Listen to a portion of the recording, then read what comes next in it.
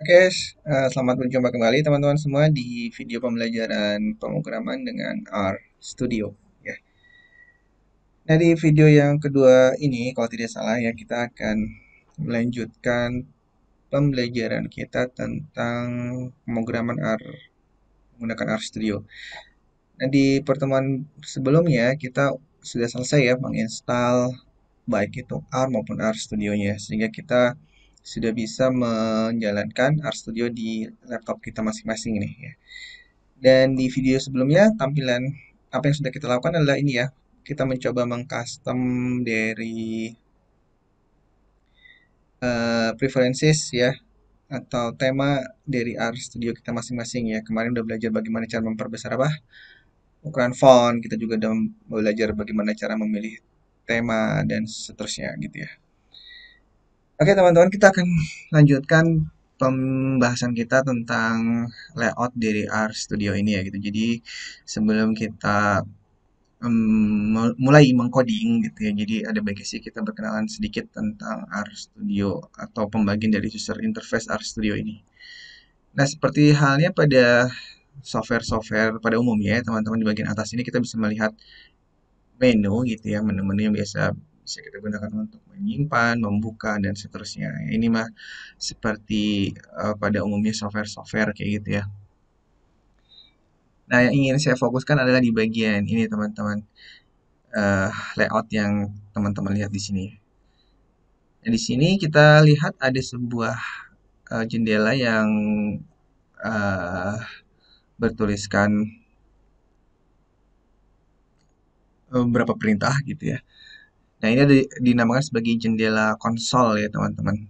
Jendela ini biasanya akan kita gunakan ketika kita melakukan proses debugging ataupun kita menghasil proses eksekusi dari program yang kita buat gitu ya. Nanti kita akan coba ya.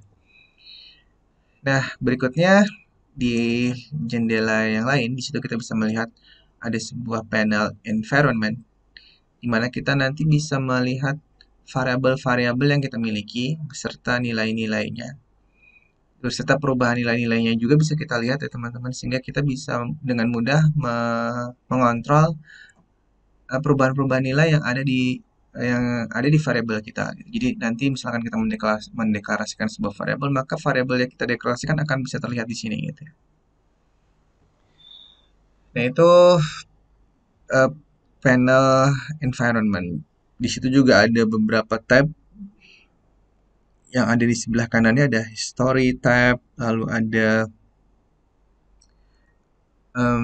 connection tab dan seterusnya ya. Nanti kita akan pelajari sambil jalan aja ya ketika kita membutuhkan tab-tab itu. Jadi di awal ini memang kita hanya ingin membahas hal-hal yang akan segera kita gunakan saja gitu ya, agar tidak terlalu banyak hal-hal yang perlu dihafal gitu ya. Nah, yang paling bawah ini ada panel files. Disinilah kita akan bisa melihat struktur atau hierarchy dari project yang kita miliki gitu ya. Jadi nanti file-file yang kita simpan, baik itu file R-nya itu sendiri atau file berupa data Excel atau CSV dan seterusnya akan bisa kita lihat di sini ya teman-teman. Nah, seperti yang teman-teman lihat di sini kita belum memiliki satu buah file pun ya, karena kita memang belum memulai membuat program gitu ya. Nah, sekarang kita akan memulai menambahkan satu buah file R agar kita bisa segera menuliskan kode program. Bagaimana caranya? Caranya mudah ya teman-teman, tinggal teman-teman akses menu yang ada di paling atas ini, file, lalu new, file, R script. Jadi kita akan menuliskan kode R di dalam R script. Jadi klik di sana. Nah, lalu R script itu akan muncul di top di jendela paling atas sebelah kiri ya teman-teman. Nah, jadi yang kalau tadi sebelumnya kita melihat seluruh jendela ini dipenuhi uh, dimiliki oleh satu buah panel saja yaitu konsol. Namun ketika kita menambahkan satu buah file R script, maka di sini kita akan menemukan satu buah panel baru ya. Dan jika kita lihat panel ini belum tersimpan ya, sehingga tulisannya masih nama filenya masih untitled, artinya kita belum menyimpan file ini. Harus nggak kita simpan? Oh, harus ya, karena kalau sudah kita simpan, suatu saat kita bisa membukanya kembali gitu ya. Nah, namun sebelum kita melakukan proses menyimpan, ada baiknya kita pelajari dulu dengan bagaimana kita mengatur working directory. Jadi dalam dalam RStudio ini, ya ketika kita mau bekerja dalam sebuah project, maka sebaiknya kita siapkan dulu working directory-nya teman-teman. Project kita tuh mau kita simpan di mana direktorinya gitu, agar setiap kali kita buka kita langsung di diposisikan pada working directory tersebut sehingga tidak perlu mencarinya kembali gitu ya. Nah, pengaturan working directory eh, bisa kita lakukan berbagai cara ya teman-teman. Yang pertama, kita bisa mengaturnya eh, melalui apa namanya? Global option seperti yang sudah pernah kita lakukan seperti yang pernah kita lakukan ketika mengatur tema di RStudio gitu ya. Ini pun sama ya, untuk mengatur working directory bisa kita lakukan melalui global option. Dan di sini kita bisa melihat default working directory saat ini gitu ya. Nah, silakan sama-sama kita atur ya teman-teman, default dari working directory-nya. Misal, saya ingin menyimpan file-file ini dalam sebuah directory di folder E, lalu misalkan saya membuat folder baru aja, saya beri nama misalkan R Studio Video Lab gitu ya. Nah, saya ingin working directory-nya ada di sini. Berarti kita open. Nah, pastikan kita sudah mengatur pada default mengatur letak directory di default working directory gitu ya. Silakan teman-teman atur. Setelah teman-teman menyiapkan default working directory-nya, lalu kita bisa langsung menekan tombol apply dan oke, gitu ya. Nah, jika kita lihat eh di sini belum berubah ya. Di bagian file panelnya kita masih bisa melihat bahwa working directory-nya masih terletak di RStudio Class Lab gitu ya. Sebenarnya kita bisa atur di sini ya teman-teman. Nah, menyesuaikan dengan working directory. Nah, jika ada pertanyaan loh, kan tadi sudah kita simpan ya, sudah kita rubah working directory-nya, kenapa di sininya masih belum berubah gitu ya. Nah, itu sebenarnya akan terlihat perubahannya ketika kita mengakses eh, ketika kita membuka software RStudio berikutnya gitu ya. Misalkan ini kita close ya teman-teman. Saya close. Lalu kita jalankan kembali RStudio-nya.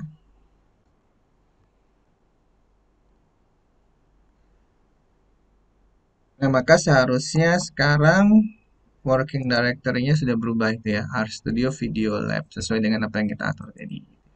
Tapi kalau teman-teman tidak menginginkan untuk harus menutup dulu RStudio-nya lalu membukanya kembali, teman-teman dapat dengan mudah langsung merubahnya di bagian sini gitu ya. Oke, itu cara yang pertama yang bisa kita lakukan ketika kita ingin mengatur working directory kita. Nah, cara yang lain kita bisa dengan mengetikkan kode program di sini teman-teman.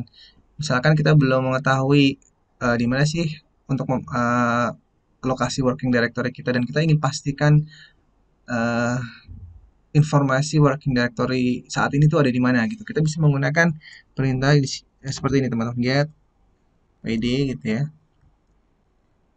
Nah, biasanya RStudio sudah eh, memiliki auto completion seperti ini, tinggal kita klik. Nah, lalu untuk mengcompile-nya kita bisa memblok ya, memblok atau meng-highlight baris program yang kita ketikkan, lalu kita tekan tombol run.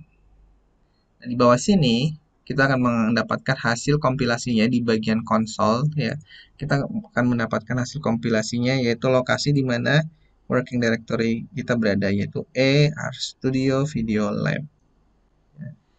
Jadi sekali lagi, kita bisa menggunakan perintah atau function atau built-in function yang sudah disediakan oleh RStudio yaitu getWD atau getWD untuk mengetahui lokasi dari working directory kita. Nah, kalau ingin merubah, kita juga sebenarnya bisa sih menggunakan via script gitu ya. Kita bisa menggunakan set gitu ya. Set WD. Kalau tadi untuk mendapatkan directory itu adalah get WD, sedangkan untuk mengatur kita bisa menggunakan set WD gitu ya.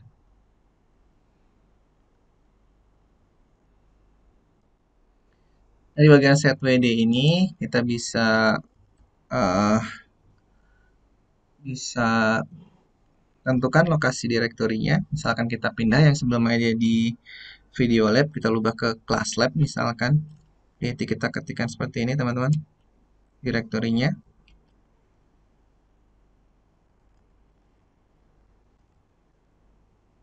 Lalu R Studio Class Lab. Lalu kita compile dengan cara yang sama, meng-highlight atau memblok baris program terlebih dahulu, lalu kita tekan tombol run. Nah, seperti yang teman-teman lihat, ya di sini tidak ada error, artinya proses pengaturan working directory-nya berhasil. Dan kita juga bisa mengeceknya kembali apakah sudah berubah gitu ya working directory-nya dengan perintah yang sama dengan sebelumnya, yaitu getWD. Kita jalankan, lalu kita tekan tombol run.